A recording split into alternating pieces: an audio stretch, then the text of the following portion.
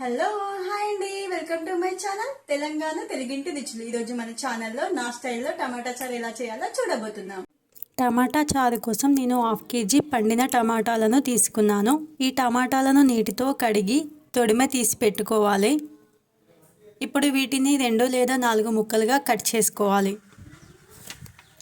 ఎప్పుడూ కూరగాయలే కాకుండా ఇలా టమాటాలతో టమాటా చారు చేసి చూడండి, చాలా టేస్టీగా ఉంటుంది. ఈ వేసవిలో ఆరోగ్యానికి ఎంతో మేలు కూడా చేస్తుంది. ఈ చారు అన్నం జీర్ణం కావడానికి కూడా ఎంతో సహాయపడుతుంది. ఇప్పుడు ఈ కట్ చేసిన టమాటాలన్నీ కూడా ఒక బౌల్లో వేసుకోండి. అలానే కొద్దిగా వాటర్ యాడ్ చేసుకోండి.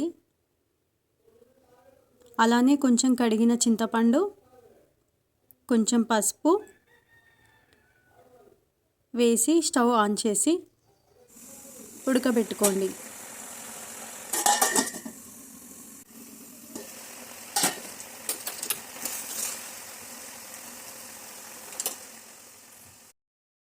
ఇప్పుడు ఇవి మెత్తగా ఉడికించిన తర్వాత కాసేపు చల్లారనివ్వండి. చల్లారిన తర్వాత టమాటా పైన తోలుని తీసేయండి.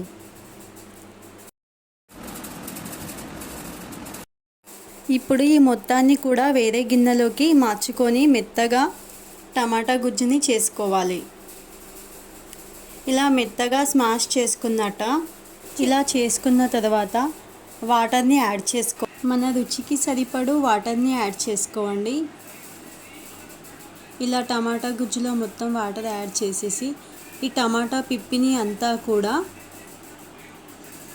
చింతపండు జాలితో వడకట్టుకోవాలి.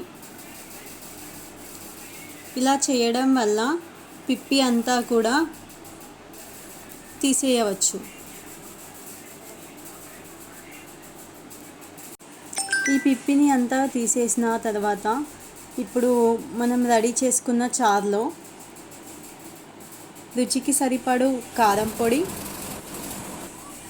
అలానే ఉప్పును కలుపుకోవాలి.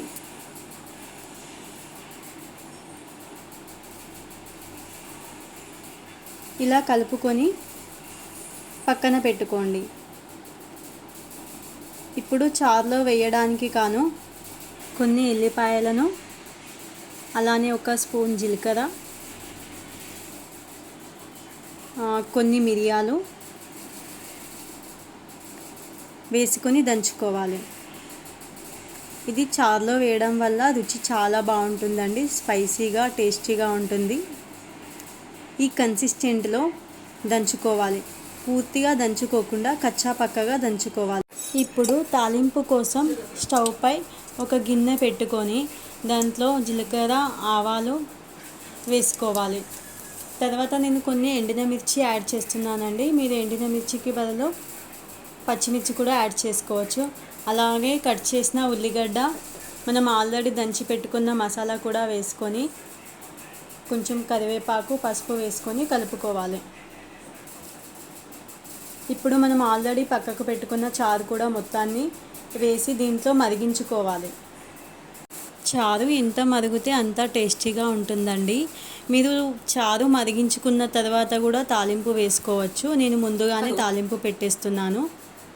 ఇప్పుడు దీంట్లో కొంచెం ధనియాల పొడి, అలానే మెంతుల పొడి వేసుకొని ఇంకాసేపు మరిగించుకోవాలి. అంతేనండి, చాలా ఈజీగా టేస్టీగా టమాటా చారు రెడీ అయిపోయింది.